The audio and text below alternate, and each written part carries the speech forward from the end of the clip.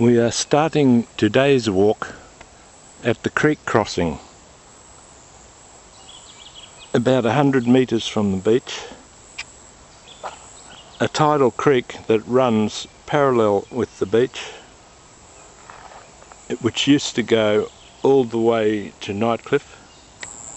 The creek is fringed by monsoon rainforest, and you can see the numerous crab holes in the mud at low tide. David will discuss. There's still an abundance of longbum shells, which are a staple diet for Larrakia people.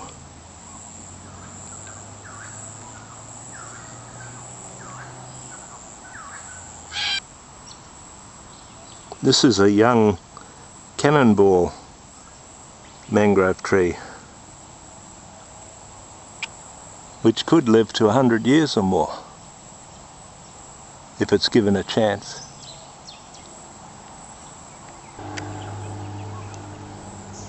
Actually, the natural creek, tidal creek, was excavated in 1985 for the so-called mosquito drains, and you can see some of the wreckage left behind. Mangroves have since colonised the drains.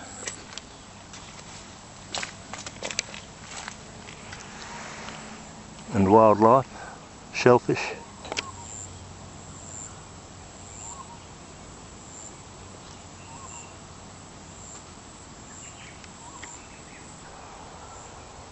The buttress roots of an unidentified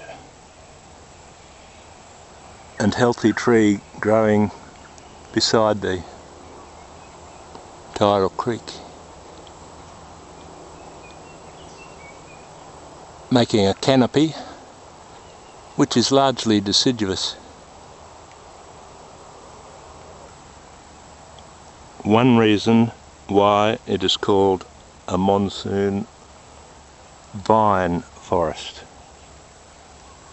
Vines climb up the trees towards the light.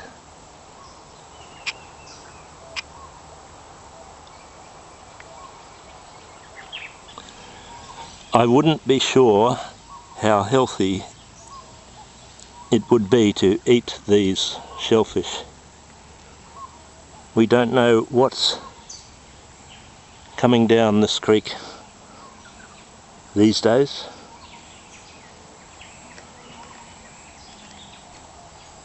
You can see here how the roots of the trees and shrubs and vines hold the soil together.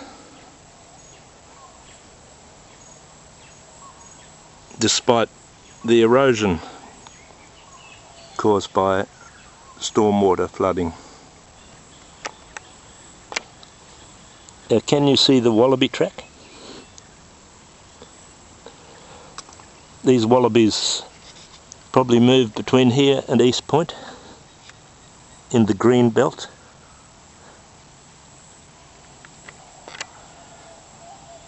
See how many bird cries, bird songs you can pick up on the soundtrack as we move up the creek.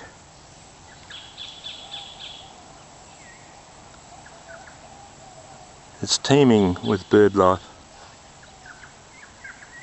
Very difficult to see in the dense growth.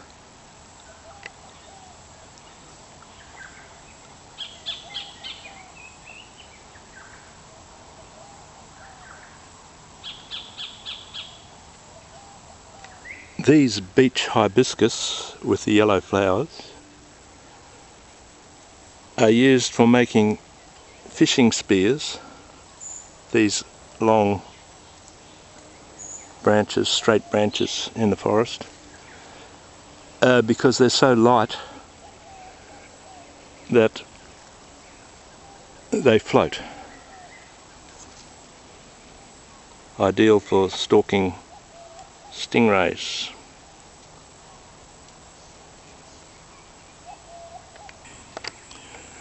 You can see more clearly here how the straight branches grow on the hibiscus that can be used for spears,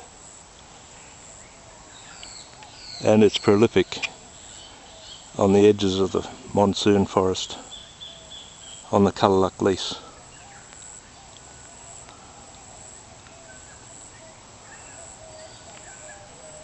By turning the tidal creek into a drain to so-called eliminate mosquitoes, all it does is allow intrusion of the tides, because the water can flow up more quickly, remembering that for a 7-metre tide it's pretty quick flow up and then back down, and it takes a while to seep through the mangroves. I'll insert photos of the drains which were dug in 1985 as we have a look at the other bank of the creek.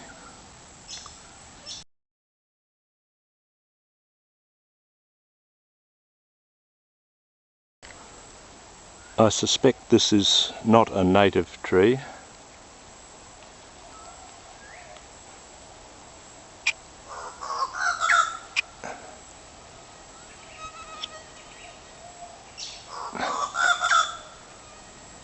There are poincianas and brain trees as we get towards Dickwood Drive.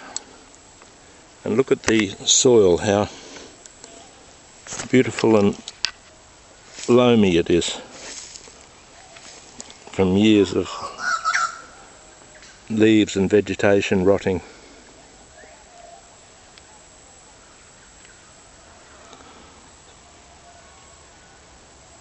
The various trees on the Kulaluk lease have never been mapped or identified, and with modern methods of GPS that could be easily done.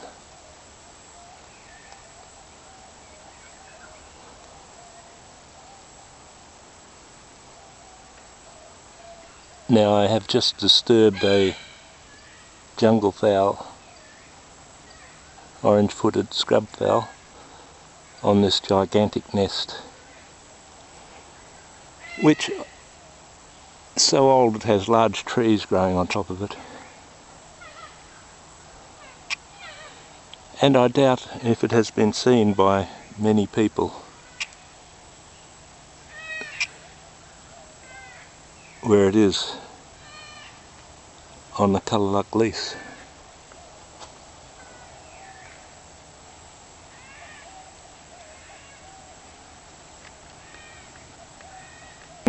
There seems to have been a very severe bushfire go through this area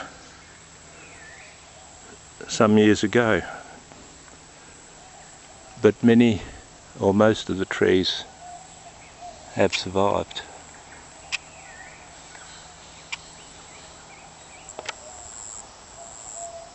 I don't think this one is native, but it's not surprising considering that we are roughly behind where Tropicus nursery used to be.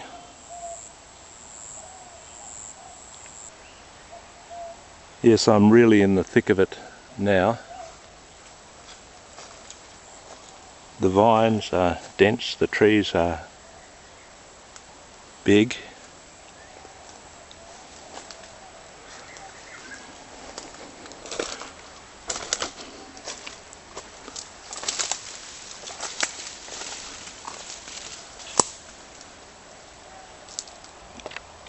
I think what you have here on this trunk are native snails, which the larger forest-dwelling hermit crabs use their shells.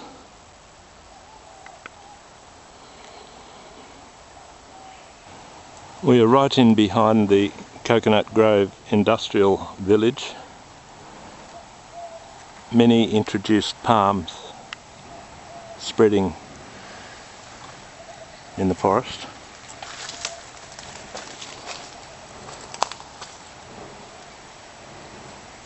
You can actually hear machinery at work.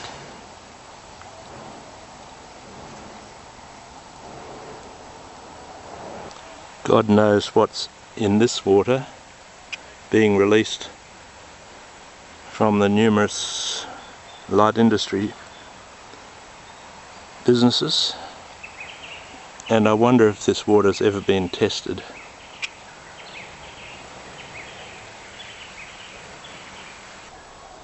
A male pawpaw tree plant.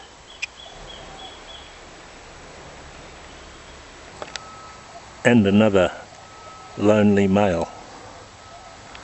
I do remember we used to gather pawpaws from the forest around here.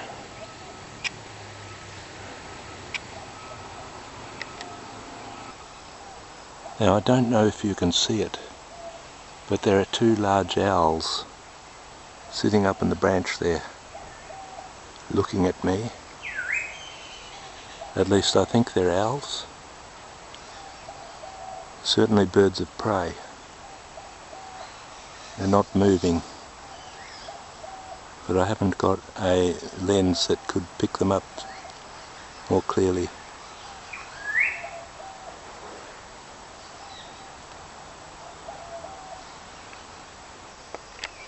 This is not a snake, although there are plenty of mostly pythons living in this forest. You won't see them during the day. It certainly will at night.